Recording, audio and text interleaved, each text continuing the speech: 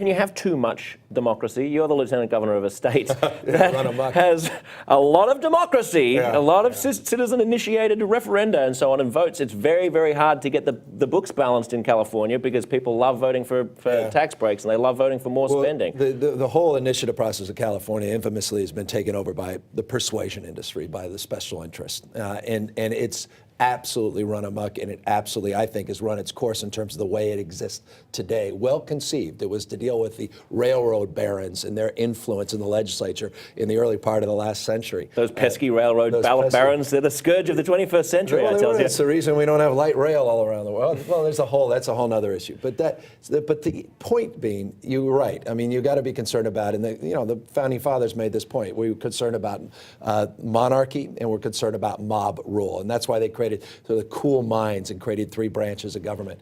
And that's certainly appropriate, but the one branch of government that we've forgotten about is the one, or the office, that Justice Brandeis spoke so eloquently about. He said, in a democracy, the most important office is the office of citizen.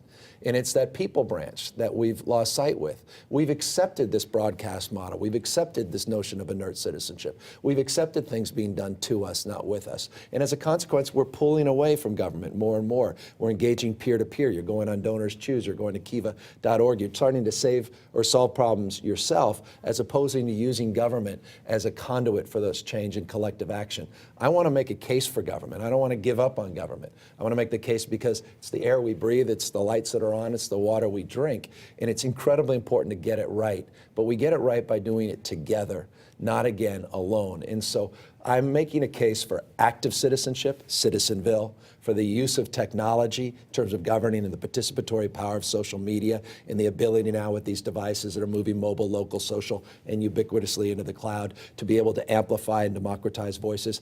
And it's a book about leadership, that we shouldn't have to wait for the guy or gal on the white horse to come save the day. It's not being president to change the world or being governor or being a mayor, that all of us individually have the capacity now with these tools of technology, with a framework of active citizen engagement, to change the world and once again step up and step in.